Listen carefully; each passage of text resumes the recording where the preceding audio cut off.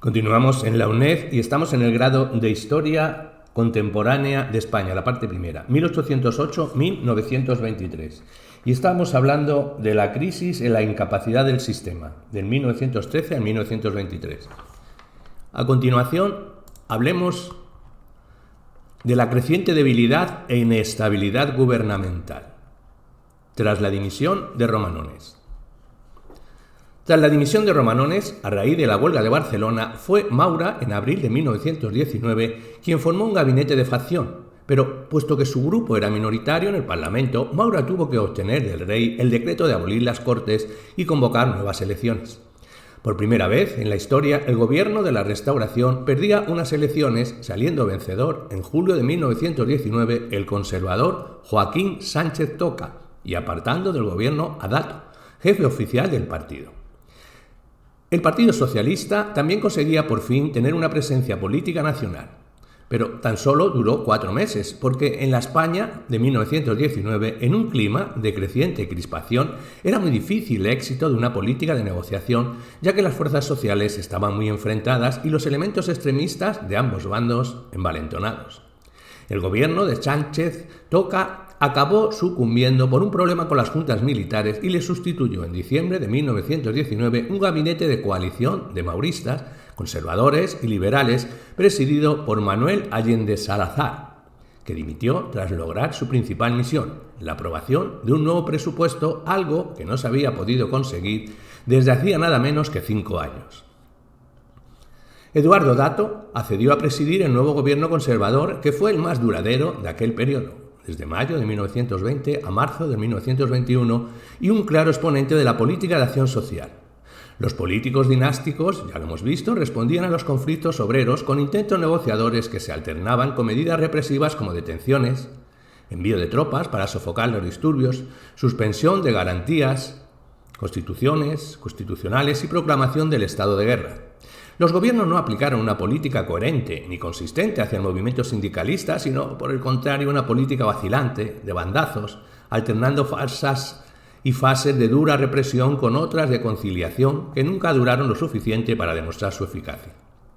El gobierno de Dato volvió durante un tiempo a la política de conciliación y creó el Ministerio de Trabajo, dando así categoría ministerial a la llamada cuestión social, pero finalmente acabó optando por la línea dura e intransigente, personificada en el nombramiento del general Severiano Martínez Anido como gobernador civil de Barcelona, que aplicó métodos que pueden ser calificados como terrorismo de Estado. Aunque Martínez Anido actuó con gran autonomía, no cabe duda de que el gobierno tenía la responsabilidad de permitir los abusos. Hablemos de la expansión y radicalización del militantismo obrero y la exacerbación de la lucha de clases. La profunda crisis de los años de la guerra y la posguerra favorecieron el aumento de la militancia obrera. Tras el fracaso de la huelga de 1917, Pablo Iglesias afirmó que era necesario profundizar en la vida parlamentaria y continuar la alianza con los demás partidos de izquierda con el objetivo de abolir la monarquía e implantar una república. En las elecciones de 1918, el Partido Socialista conseguía por fin tener una presencia en la política nacional, algo que los otros partidos socialistas europeos hacía tiempo que ya habían conseguido. El éxito de la Revolución Rusa hizo cambiar la actitud del obrerismo revolucionario español. Muchos creyeron que la era del dominio burgués concluía y comenzaba un tiempo nuevo en el que los beneficiados serían los obreros, y este aumento de las expectativas revolucionarias contribuyó a extremar las posturas del proletariado. Esta tendencia se agudizó aún más a raíz de la gran recesión económica que siguió la Primera Guerra Mundial. La crisis afectó a toda Europa. La crisis industrial se hizo inevitable, el descenso de las exportaciones, la mano de obra sobreexplotada. A partir de 1918, la conflictividad fue muy intensa y no hizo más que ir en aumento. La UGT vio cómo sus bases se radicalizaban. La CNT se alejó cada vez más de los socialistas, que al contrario de los anarcosocialistas defendieron con entusiasmo la Revolución Rusa, condenaron la paz burguesa con que había concluido la guerra y siguieron manifestándose a favor de la estrategia revolucionaria. La postura de la CNT seguía siendo antipolítica, de la lucha exclusivamente sindicalista y su estrategia la acción directa y muy en concreto la huelga general. El año 1919 fue crucial para la CNT.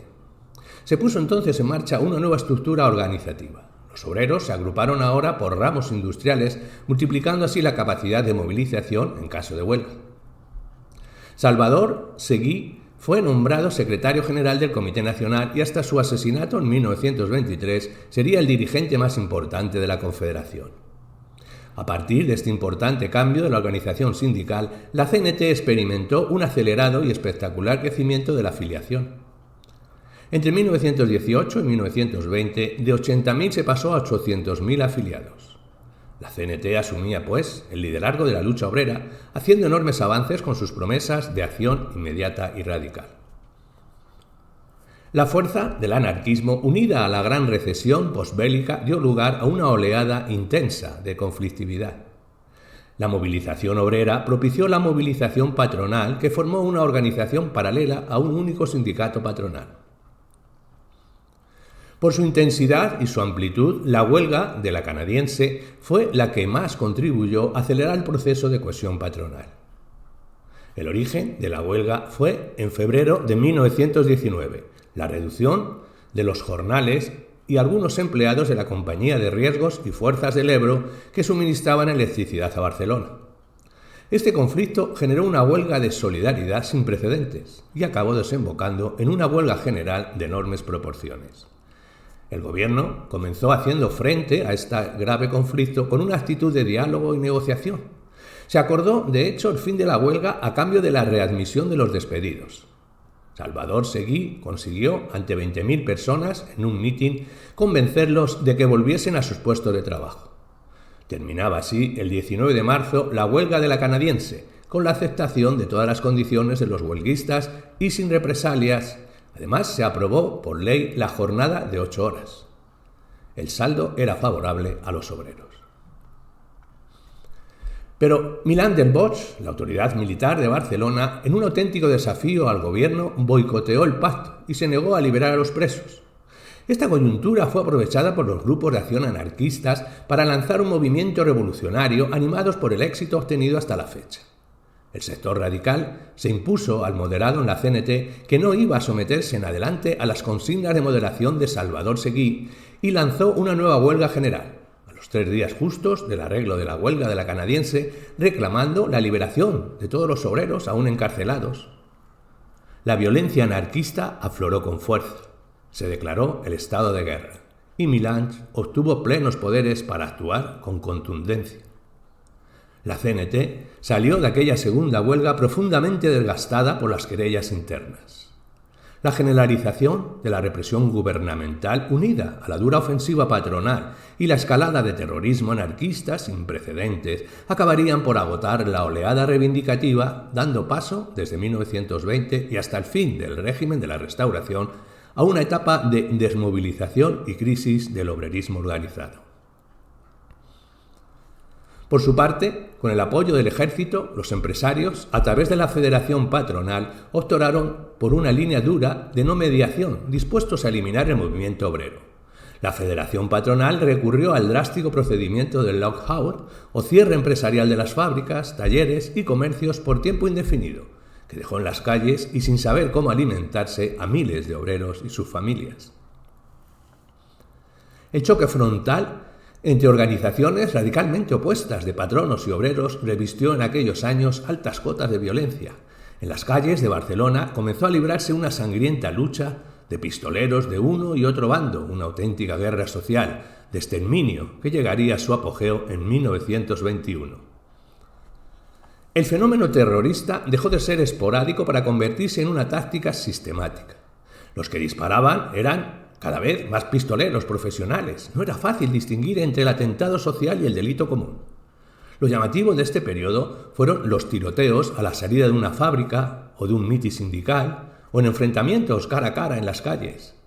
Fue la época de la pistola Stal para los anarcosindicalistas y de la Browning para sus adversarios, llamado terrorismo blanco.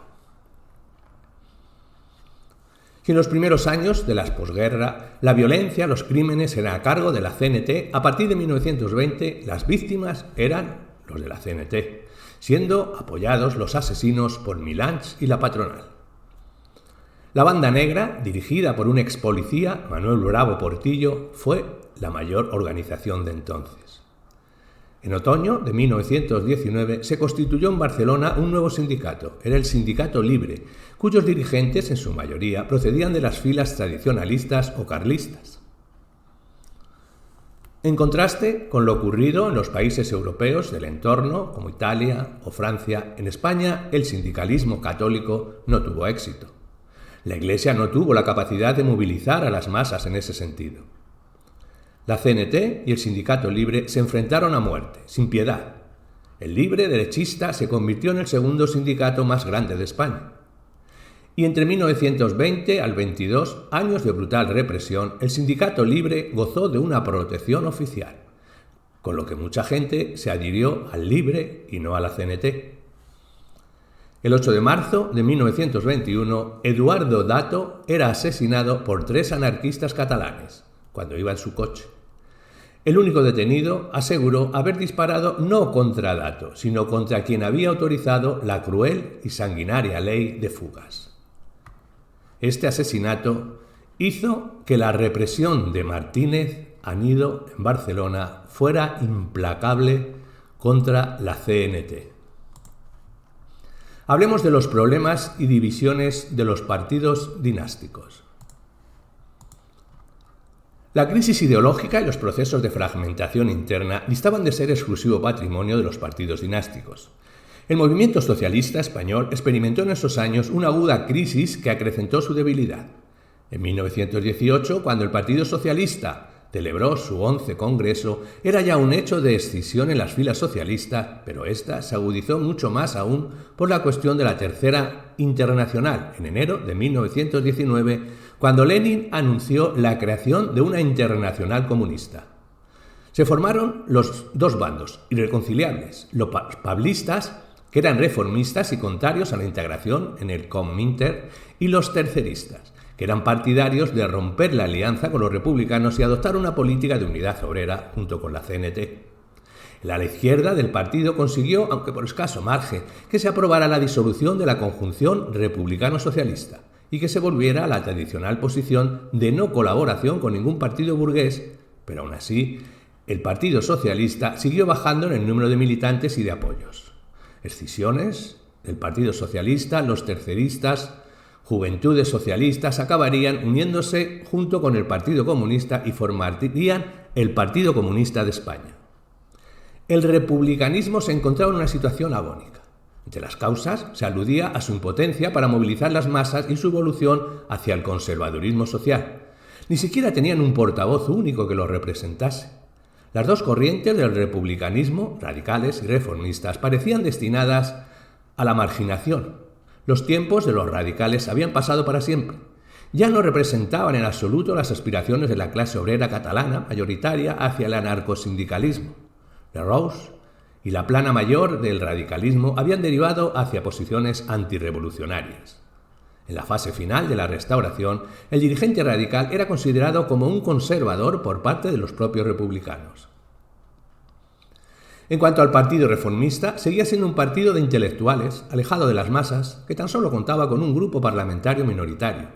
Los reformistas no habían logrado el protagonismo al que aspiraban en la revolución y en la renovación demográfica del sistema. La crisis del año 17 no había supuesto, en contra de sus pronósticos, la desintegración definitiva del sistema restauracionalista que, aunque maltrecho, seguía en pie. En esta situación decidieron dar un nuevo giro hacia posiciones monárquicas. En 1918 renunciaron de forma definitiva a todo recurso a la fuerza para democratizar el régimen y se declararon dispuestos a gobernar, negociando con los liberales su incorporación a un futuro gobierno de concentración liberal. Por lo que respecta a los partidos de la derecha, estuvieron marcados también por las divisiones internas y las rivalidades personales entre sus líderes. El carlismo se fraccionó en 1919 en dos ramas, jaimistas y mellistas. El pretendiente, don Jaime, siguió al frente del partido carlista, mientras que el jefe de la disidencia, Vázquez de Mella, fundaba la Comunión o partido tradicionalista ideológicamente indistinguible del carlismo, si bien abandonaba toda pretensión dinástica. Por su parte, el maurismo, dividido también en dos sectores irreconciliables liderados por Goicoechea y Osorio, se vio desde 1919 inmenso en una imparable declive electoral. El gobierno maurista de aquel año, que solo consiguió durar 3 meses, contribuyó en gran medida a su desprestigio. A los partidos nacionalistas catalán y vasco no les fue mucho mejor. La Liga jugaba a una doble condición de partido de gobierno en Madrid y partido nacionalista en Barcelona, con lo que su imagen política acabó deteriorándose. Los nacionalistas vascos habían conseguido la cima de su éxito entre 1917 al 18, pero en el 19 sería distinto.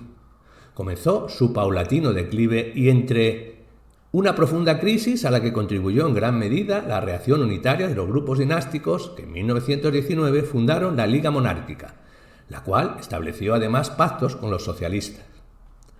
Esta frustración distanció a muchos militantes y tras un duro conflicto estos sectores se escindieron en 1921, dando lugar a un nuevo partido nacionalista que recuperaba la vieja denominación del PNV. A pesar de las apariencias, no hubo grandes diferencias ideológicas entre ambos partidos. Los dos mantenían el viejo catolicismo a ultranza, no cuestionaban el sistema capitalista y políticamente solo los separaba una cuestión de estrategia, en su objetivo común de conseguir la independencia. La escisión, en cualquier caso, contribuyó aún más al descenso del nacionalismo vasco, que en las elecciones de 1923 solo obtuvo un escaño.